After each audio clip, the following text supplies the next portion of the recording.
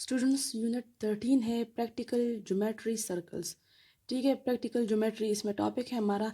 यानी पिछले जो चैप्टर्स में आपने थ्योरम्स इसमें पढ़े हैं उसमें ज्योमेट्री के जो थ्योरम्स थे वो सब आपने प्रूव करने थे। इस टॉपिक में इस चैप्टर में क्या करेंगे, हम उन शेप्स को और उनके अंदर जो चीज़ें होती हैं उनको हम प्रैक्टिकली ड्रॉ करेंगे। जैसे सेंटर्स या कॉर्ड्स या परपेंडिकुलर बाइसेक्टर्स, ये सारी चीज़ें सर्कल्स के अंदर आती है। ठीक है, तो उन चीज़ों को हम ड्रॉ किस तरह करेंगे वो हम प्रैक्टिकल ज्योमेट्री में लर्न करेंगे। पहला टॉपिक है हमारा locate the centre of a given circle. ठीक है, एक गिवन सर्कल है आपके पास, एक सर्कल आपके पास गिवन है और उसका सेंटर आपको नहीं मालूम, तो उसके सेंटर को आपने लोकेट करना है कि उसका सेंटर कहाँ पे है। सबसे पहले हम अपने पास लिख लेते हैं हमारे पास गिवन में क्या है। गिवन में हमारे पास है, गिवन में हमारे पास एक सर्कल है, अ सर्कल विदाउट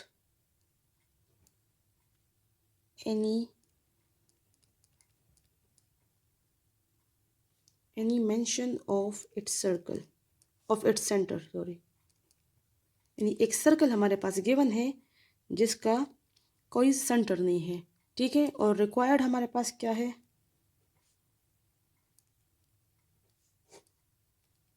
रिक्वायर्ड में क्या है, लोकेट द सेंटर। ठीक है, तो हमने लिखना है to locate the centre, sorry, of the circle. यानी जो सर्कल हमारे पास गिवन है उसी सर्कल का सेंटर हमने लोकेट करना है। ये चीज़ें, ये गिवन है, ये रिक्वायर्ड है। सबसे पहले हम अपने साथ एक सर्कल, फॉर एग्ज़ाम्पल हमारे पास ये एक सर्कल है। ठीक है, इसको हमने कंपास की हेल्प से ड्रॉ किया। अब हम क्या करेंगे, इस सर्कल पर, क्योंकि इसका कोई मिड पॉइंट हमारे पास नहीं है, सॉरी सेंटर इसका हमारे पास नहीं है कि इसका सेंटर कहाँ पे आएगा, तो सबसे पहले हम क्या करेंगे, इस जो सर्कल है इसके सरकमफ्रेंस पर, सरकमफ्रेंस क्या होती है, इसकी ये बाउंड्री होती है। ठीक है, इसकी बाउंड्री या इसको सरकमफ्रेंस कहते हैं, इस पर हम कोई से 3 पॉइंट्स ले लेंगे। अगर एक पॉइंट मैं यहाँ ले लूँ, दूसरा यहाँ ले लूँ और तीसरा यहाँ ले लूँ। ठीक है, हमने कोई से इसके सरकमफ्रेंस पे 3 पॉइंट्स ले लिए और उसको मैं नाम दे दूँ ए, ये बी और ये सी। हमने इसको नाम दे दिए ए, बी और सी। तो हम क्या करेंगे, जो सबसे पहले यहाँ पर अपने साथ हम स्टेप ऑफ कंस्ट्रक्शन देखें। हम जब प्रैक्टिकल ज्योमेट्री में कोई चीज़ कंस्ट्रक्ट करते हैं ना, तो हम अपने पास उसके स्टेप्स भी लिखते हैं, स्टेप्स ऑफ कंस्ट्रक्शन। यहाँ पर हम अपने साथ उसके स्टेप्स लिखेंगे। पहला स्टेप क्या था, पहले स्टेप में हमने 3 पॉइंट्स लिए सरकमफ्रेंस के ऊपर, उसको हमने नाम दिया ए, बी, सी। तो हम लिख लेंगे यहाँ पर choose any 3 points A, B and C on the circumference of the given circle। ठीक है, यही बात हमने लिखी कि हमने क्या किया, हमने कोई से 3 पॉइंट्स चूज़ किए सरकमफ्रेंस के ऊपर, और सरकमफ्रेंस किसका था, जो गिवन सर्कल था, जो गिवन सर्कल था उसी के सरकमफ्रेंस के ऊपर हमने 3 पॉइंट्स लिए ए, बी, सी। ठीक है, अब नेक्स्ट हम क्या करेंगे, ये जो तीनों पॉइंट्स है, ठीक है, इसको आपस में ज्वाइन कर लेंगे इस तरह के ए के साथ बी को ज्वाइन कर लेंगे। आप रूलर की मदद से आप इसको ज्वाइन कर ले। ठीक है, इस तरह आप इसको ज्वाइन कर ले ताकि एक स्ट्रेट लाइन बन जाए, और ए को सी के साथ भी हमने ज्वाइन कर लिया रूलर से। तो इस पॉइंट को हम किस तरह लिखेंगे, हमारा जो स्टेप 2 होगा उसमें होगा join A with B and A with C. तो यहाँ लिख ले join A with B and C, मतलब ए को हमने बी के साथ भी ज्वाइन किया और ए को हमने सी के साथ भी ज्वाइन किया। अब हम इसमें नेक्स्ट क्या करेंगे कि जो ए से लेकर बी तक लाइन है और ए से लेकर सी तक जो लाइन है, ये असल में हमारे पास कॉर्ड्स हैं। सर्कल के अंदर कॉर्ड क्या होता है, इस सरकमफ्रेंस के ऊपर दो पॉइंट्स को जब हम इस तरह एक लाइन से मिला लेते हैं, हम कहते हैं ये कॉर्ड है। तो यहाँ हमारे पास दो कॉर्ड्स हैं, ठीक है। ये ए बी और ये ए सी, ये इस सर्कल के दो कॉर्ड्स है। अब जो पहला कॉर्ड है ए बी, इसके ऊपर भी हम एक परपेंडिकुलर बाइसेक्टर ड्रॉ करेंगे। और क्योंकि हमने क्या फाइंड करना है, हमने हमने इसका सेंटर, इस सर्कल का सेंटर हमने लोकेट करना है कि वो कहाँ पे आएगा। और इसी तरह हमने ए सी पर भी एक परपेंडिकुलर बाइसेक्टर ड्रॉ करना है। देखिए परपेंडिकुलर बाइसेक्टर क्या होता है, इस तरह एक लाइन जो बिल्कुल इसके बीच में से गुजरी हो और वो क्या होगी, वो इस लाइन के बिल्कुल परपेंडिकुलर होगी। अगर ये इस तरह है तो वो लाइन बिल्कुल स्ट्रेट परपेंडिकुलर होगी इसके। इसी तरह सी पर भी एक परपेंडिकुलर लाइन इस तरह गुजरेगी। तो परपेंडिकुलर बाइसेक्टर ड्रॉ किस तरह करते हैं, उसके लिए सबसे पहले जो कंपस होता है,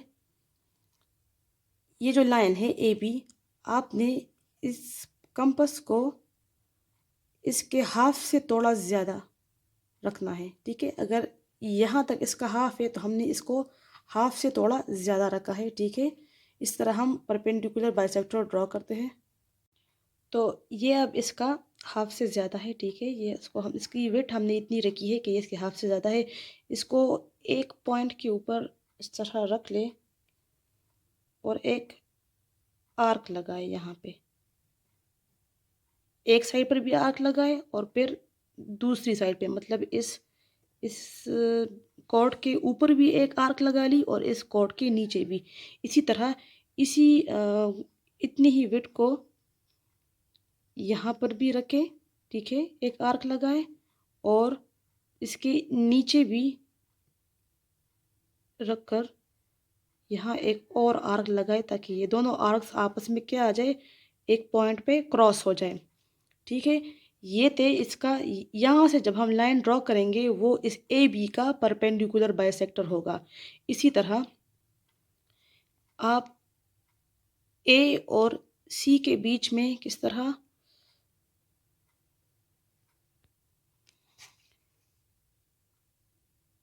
इतना आपने इसको एक्सपेंड करना है कि ये इसके हाफ से ज़्यादा आ जाए,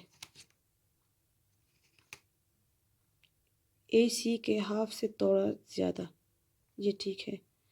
तो आपने क्या करना है, ए पर आपने रखना है और यहाँ आपने एक आर्क लगानी है। इसी तरह एक इसके लेफ़्ट साइड पे लगा ली, एक इसके राइट साइड पे लगा दे। दोनों साइड्स पे आपने सेम डिस्टेंस की आर्क लगानी है, ठीक है। अब आप इसको सी पे रखें, इसको सी पे रख लें और एक आर्क लगाएं इसकी लेफ़्ट पे और दूसरी आर्क लगाएं इसकी राइट पे।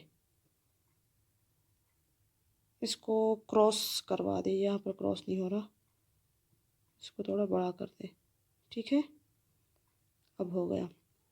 तो हम क्या करेंगे, जो ए बी के यहाँ पे जो क्रॉस बन रहा है, यहाँ पे इन दोनों को आप रूलर की हेल्प से क्या करें, एक स्ट्रेट लाइन से इन दोनों को मिला लें, ठीक है। मैं कोशिश करती हूँ कि ये स्ट्रेट लाइन में यहाँ से लगा लूँ,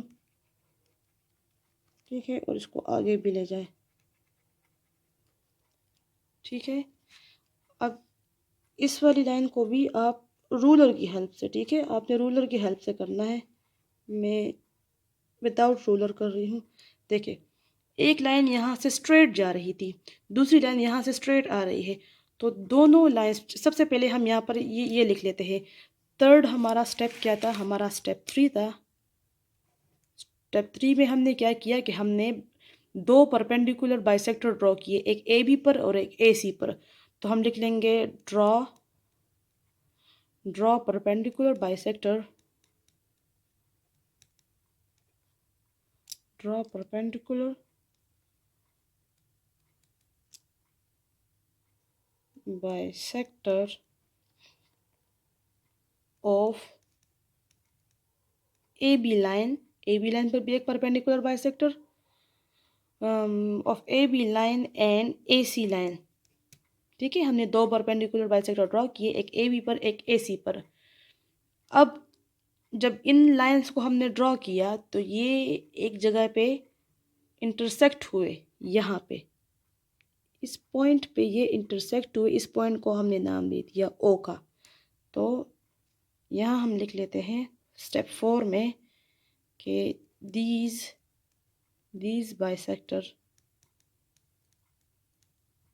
bisectors intersect at O। ठीक है, तो जब O पर ये दोनों परपेंडिकुलर बाइसेक्टर्स हमारे पास इंटरसेक्ट हो गए, ठीक है, तो O क्या है, O हमारा सेंटर है जो रिक्वायर्ड था।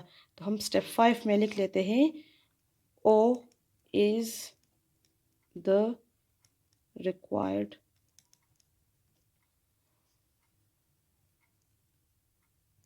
center of